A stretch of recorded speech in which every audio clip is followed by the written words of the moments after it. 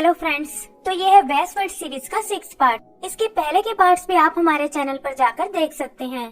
तो उम्मीद करती हूँ आपको ये सीरीज पसंद आई होगी और आप हमें ऐसे ही सपोर्ट करते रहेंगे। तो चलिए इसका अगला पार्ट शुरू करते हैं। तो लास्ट पार्ट में हमने देखा कि ग्वान उस सूत्रा को वापस छीनने आया था और शायद वह ऐसा करने में कामयाब भी हो जाता, लेकिन रूलाई ने वहाँ आकर उसके घमंड के साथ साथ सूत्रा को वापस लेने का सपना भी तोड़ दिया। ज़ैंग और उसके साथी भी अपनी जर्नी पर निकल पड़ते हैं और रूलाई उनसे प्रॉमिस करता है कि जरूरत पड़ने पर वो उनसे मिलने जरूर आएगा। यहाँ बाइलिंग ज़ैंग की पुरानी जर्नी के बारे में पूछता है और वो बताता है कि ओजो के अलावा उसके साथ 3 और डीमन भी थे। इनमें था पिग डीमन बाजी, सैंड डीमन सैंडी और सबसे पावरफुल डीमन सन वुकोंग था, जिसे हम मंकी किंग के नाम से भी जानते हैं।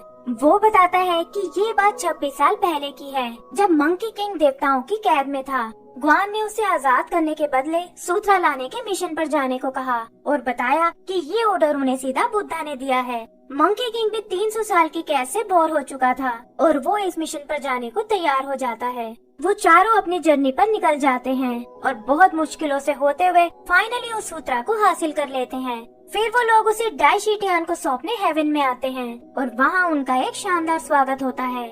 यहाँ पता चलता है कि सूत्रा हासिल करने के बाद से ही मंकी किंग को एक सपना आ रहा है, जिसमें सूत्रा की ह्यूमन फॉर्म उसे वार्न करती है कि तुम्हें किसी भी तरह मास्टर ज़ैंग को रोकना होगा और ये सूत्रा डाइशिटियान के हाथ में नहीं लगना चाहिए। वो ये बात ज़ैंग को भी बताता है, लेकिन वो कहता है कि ये हमारी 10 साल की मेहनत है और अब हम पीछे नहीं हट सकते। आगे वो लोग डाइशिटियान के पैलेस में आते हैं और सूत्रा की आवाज सुनकर मंकी किंग एक बार फिर ज़ैंग को रोकता है। वो कहता है कि हमें देवताओं पर विश्वास नहीं करना चाहिए, लेकिन ज़ैंग अपने स्पेल से उसके गोल्डन बैंड को टाइट कर देता है, क्योंकि यही तरीका है जिससे वो उसे कंट्रोल कर सकता है। डाइशिटियान भी सूत्रा को देखकर बहुत खुश होता है और उसकी एक एंजल ज़ैंग और उसके साथियों को उनका इनाम पढ़कर सुनाती है। फिर वो ग्वान से सूत्रा को अपने पास लाने को कहता है और इससे पहले कि ग्वान उसे ले पाए, मंकी किंग सूत्रा को छीन लेता है। वो कहता है कि यहाँ जरूर कुछ गड़बड़ है, क्योंकि अगर ये ऑर्डर बुद्धा ने दिए थे तो वो यहाँ मौजूद क्यों नहीं है। ज़ैंग उसे ये सब रोकने को बोलता है, लेकिन मंकी किंग उस सूत्रा को अपने हाथ में रख लेता है और कहता है कि मरते दम तक वो इसे देवताओं के हाथ नहीं लगने देगा। डाइशिटियान को उसकी हरकत बिल्कुल पसंद नहीं आती और वो उसे मारने के लिए जनरल यैन को भेजता है। यैन मंकी किंग को चैलेंज करता है और कहता है कि पिछली बार की तरह इस बार मेरा वार नहीं चुकेगा। ज़ैंग एक बार फिर उसे समझाने की कोशिश करता है कि तुम्हारी ये गलती हम सब के लिए मुसीबत बन सकती है, लेकिन मंकी किंग पर इसका कोई फर्क नहीं पड़ता और वो लड़ने के लिए तैयार हो जाता है। आगे हम उनके बीच एक जबरदस्त लड़ाई देखते हैं, जहाँ दोनों एक दूसरे पर भारी पड़ते हैं। ज़ैंग भी समझ जाता है कि अब डाइशिटियान भी उसे माफ नहीं करेगा और ये लोग मंकी किंग को दोबारा कैद कर लेंगे। उधर डाइशिटियान भी जानता है कि मंकी किंग को हराना बहुत मुश्किल है और अगर वो इसी तरह लड़ता रहा तो हेवन की इज्जत मिट्टी में मिल जाएगी। तब ग्वान ज़ैंग के पास आता है और उसे मंकी किंग के गोल्डन बैंड को टाइट करने को कहता है। मंकी किंग उसे ऐसा करने से मना करता है और कहता है कि मैं अकेला ही सारे देवताओं का सामना कर सकता हूँ। उसकी और यैन की लड़ाई में वहाँ बहुत तबाही मचती है, लेकिन कोई भी हार मानने को तैयार नहीं होता। तब ग्वान अपना दूसरा पैंतरा आजमाता है और ज़ैंग को वार्न करता है कि इससे बाजी और सैंडी की जान भी खतरे में आ जाएगी।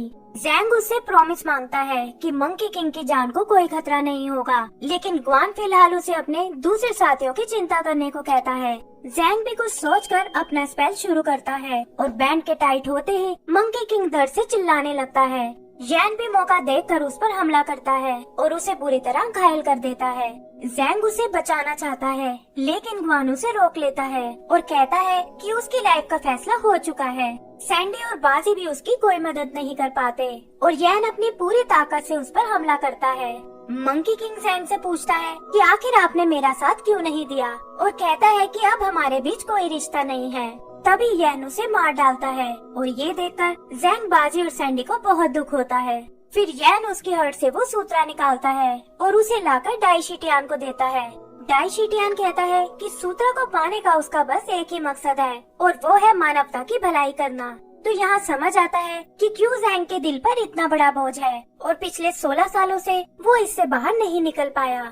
यहाँ वो अपनी स्टोरी खत्म करता है और बताता है कि सूत्रा को वापस ले जाकर वो मंकी किंग की आत्मा को शांति देना चाहता है। इस तरह चलते हुए वो लोग उस मॉन्स्टर रोड के पास आ जाते हैं जिसके बारे में जैंग ने बताया था, और बाइलेंग सोचता है कि ना जाने अब उन पर कौन सी मुसीबत आने वाली है। आगे हम एक असुर लुओ हाउ यानी राहु को देखते हैं जो अपने क्लैन के बाकी 3 लीडर्स के साथ एक मीटिंग कर रहा है। वो उन्हें बताता है कि सूत्रा देवताओं के हाथ से निकल चुका है और यही मौका है जब वो इसका फायदा उठाकर देवताओं से बदला ले सकते हैं। वो उन्हें आपस में चल रही लड़ाई को रोकने को कहता है और बताता है कि जैंग और उसकी टीम मॉन्स्टर रोड पर पहुंच चुकी है। यही कुछ बैट्स उनकी ये बात सुन लेते हैं और कहते हैं कि ये खबर हमें सब जगह फैलानी होगी। इधर जैंग और उसके साथी जायंट पिग सिटी में आते हैं और बाइलेंग पूछता है कि क्या बाजी और सैंडी ने कभी आपसे कांटेक्ट नहीं किया। तब जैंग बताता है कि बाजी अपने इस टाउन में वापस आ गया था ताकि वो अपने किंगडम पर राज कर सके, लेकिन सैंडी के बारे में उसे कोई इन्फॉर्मेशन नहीं है। आगे वो बताता है कि पिग सिटी में हमेशा एक ताकतवर पिग ही राज करता है और बाजी में कुछ बहुत ही अद्भुत फाइटिंग स्किल्स हैं और इसीलिए वो उससे यहाँ मदद मांगने आया है। तभी उनकी नजर बाजी पर पड़ती है जो एक बड़े से पिग से पिट रहा है। जैंग को ये देखकर बहुत हैरानी होती है और बाजी भी अपने मास्टर को देखकर वहाँ से भाग जाता है। वो लोग उसका पीछा करते हुए उसके घर तक आते हैं और जैंग के बहुत बार बोलने पर बाजी अपना दरवाजा खोल देता है। वो बहाना बनाता है कि मैं थोड़ा जल्दी में था और इसीलिए आपको नहीं देख पाया। जैंग उसके घर की हालत देखता है और बाजी बताता है कि आज वो सफाई करना भूल गया है।